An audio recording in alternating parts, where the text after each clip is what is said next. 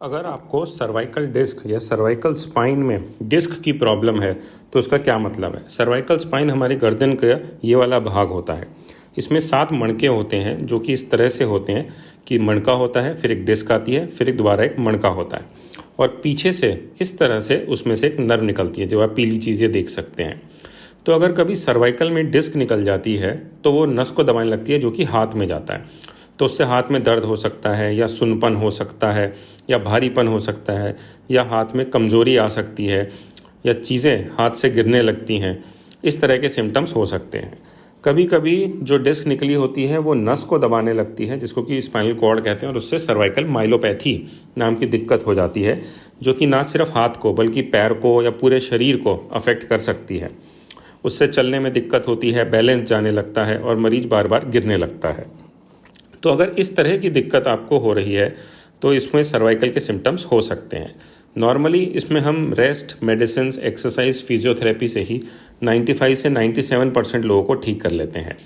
मतलब बिना सर्जरी के हम ऑलमोस्ट 97% पेशेंट्स को ठीक कर लेते हैं और 4 से 6 हफ्ते में वो अपने काम पे वापस भी लौट जाते हैं। सिर्फ 3% केस में ही हमको सर्जरी करने की ज़रूरत होती है, जबकि हाथ में कमजोरी होने लगे या दर्द बहुत ज़्यादा हो, दवाइयों से कंट्रोल ना हो रहा हो या हाथ में सुन्नपन आने लगे या फिर माइलोपैथी के सिम्टम हो। तब हम माइक्रोस्कोपिक सर्जरी करते हैं जो कि इस प्रकार से हम माइक्रोस्कोप में देख के करते हैं जिसमें कि हम एक छोटे से चीरे से ही डिस्क को हटा देते हैं और नस को पूरी तरह से खोल देते हैं। इसको हम anterior cervical discectomy and fusion surgery कहते हैं। इसको हम गले में आगे की तरफ से करते हैं, डिस्क हटा देते हैं, उसकी जगह पे ऐसे केज लगा देते हैं और एक प्लेट से उसको फिक्स कर देते हैं। तो इसके बाद मरीज को हम अगले दिन छुट्टी कर देते हैं और उसको एक कॉलर दे देते हैं 6 हफ्तों के लिए।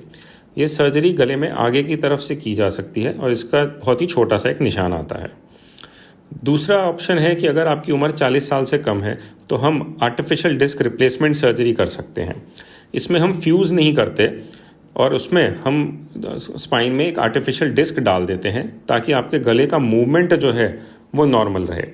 फ्यूजन सर्जरी में कुछ हद तक गले का मूवमेंट रुक जाता है, लेकिन आर्टिफिशियल डिस्क रिप्लेसमेंट के बाद आप गर्दन को चारों डायरेक्शंस में नॉर्मली घुमा सकते हैं।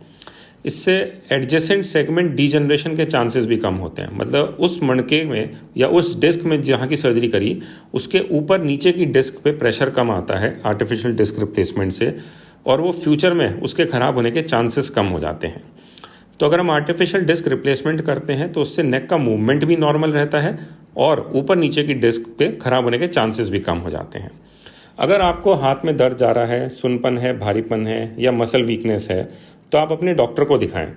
वो आपका MRI कराएंगे और आपको पहले तो कंजर्वेटिव ट्रीटमेंट देंगे जो कि रेस्ट, मेडिसिन, एक्सरसाइज और फिजियोथेरेपी होता है। अगर उसके बाद भी फ़ायदा नहीं हुआ तब वो अगर आपको ACDF सजेस्ट करेंगे। आपकी अगर उम्र 45 से ऊपर है और अगर 40 से नीचे है तो फिर डिस्क रिप्लेसमेंट सर्जरी बताएंगे।